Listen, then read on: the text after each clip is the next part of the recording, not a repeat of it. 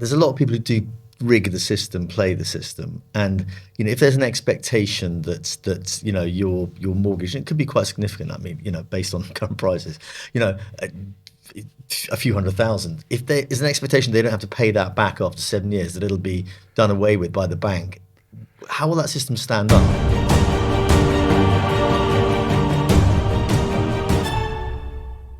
And that issue around employment as well is so key, isn't it? Because, where you've got full employment, you've got, money in the system, you've got wages, you've got spending, you've got a virtual circle in a very positive sense.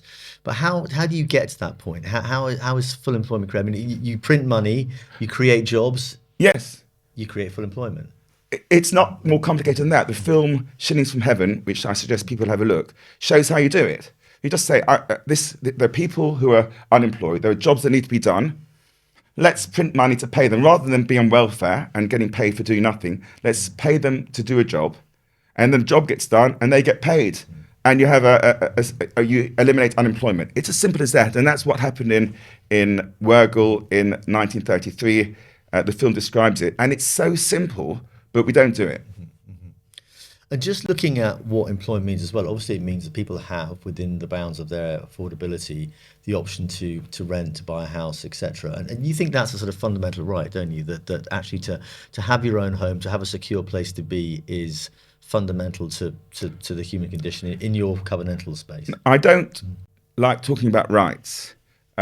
Everybody has an obligation to ensure that everyone else has secure possession of a home.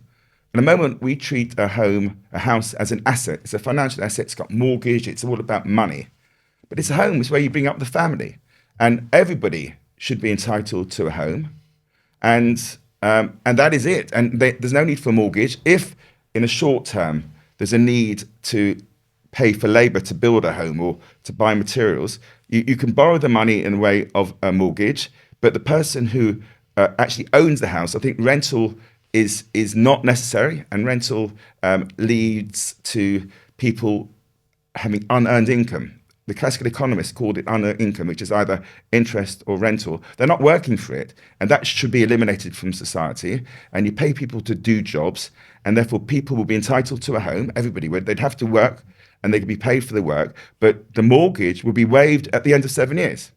And that means that everyone has a mortgage within 7 years without any debt. And it sounds... Though, that I mean, if there's a lot of people who do rig the system, play the system, and if there's an expectation that your mortgage, and it could be quite significant. I mean, based on current prices, a few $100,000. If there is an expectation they don't have to pay that back after 7 years, that it'll be done away with by the bank, how will that system stand up? Because not everyone plays a fair game, let's be honest. But the starting point is the only reason why it's hundreds of thousands of pounds is because a bubble has been created.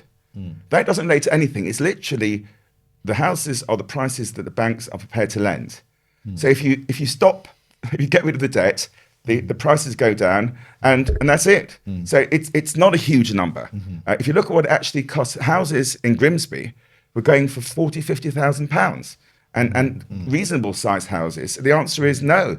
It doesn't have to be the stupid number. The reason why it is these numbers is because of the banking. If you don't lend the money to inflate the prices, you don't get the asset price inflation. So a house doesn't need to be that high. It should just be the cost. The land is there, it's provided to all of us, shouldn't be a cost. The cost of the labour involved, yes, but that should remain constant, and that isn't a huge number. So the reason why we can't see it is because we live in a bubble where everything's been inflated by the banking system, which is, so what I'm saying is rather than allowing for boom and bust, which is man-made, the boom and bust is not the natural cycle. We think the problem we've got with inflation now is because of the Ukraine war. No, it isn't. It's because the banks have created too much money. They're trying to tell you it's about... Predating the Ukrainian war. Nothing to do with the war. By years. You can see that inflation has worked out an average over a year. It can't be the war because it started well before the war. So it's not the war.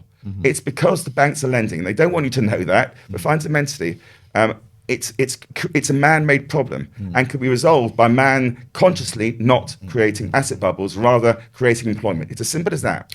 I mean, you talk about the Ukrainian war, and of course, that is, for a lot of people is a huge factor, and the surge in energy prices. That's what a lot of people will tell you has fueled inflation. But what's your sense of how the Bank of England have sort of managed, in their decision making over the last couple of years? Do you think that they've responded correctly? Do you think that the way they've constantly tried to hike rates? I mean, we're still seeing huge, food price inflation, even though other prices have come down. What's your sense of how you would mark up their performance? Well, there's a lack of any vision.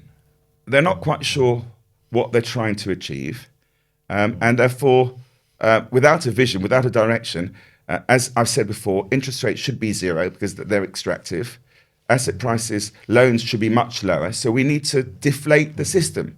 We need to work out a system. And central banks are problematic because what we need to move towards is distributed local community banks that actually are worried about the community. Worried about the immediate community. Yeah, the issue is if you have and not what's beholden happening- to the bigger system. But is that a viable model? I mean, Yes. can you sort of split out that agenda from this, Of course you conglomerate can. world we suffer? Of course you can. Why do you think China has been so successful in terms of growth over the last 40 years? It's because they created thousands of small local community banks, regional banks, that actually built relationships with local organizations, local businesses and families.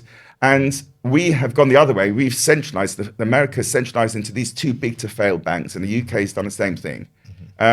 Whereas that results in centralization and lack of community, of actually meeting the needs, of dealing with unemployment, dealing with the local needs. So of course it works, and it's worked many times in history. We've just lost the plot, and we're now moving to a stage where we want to.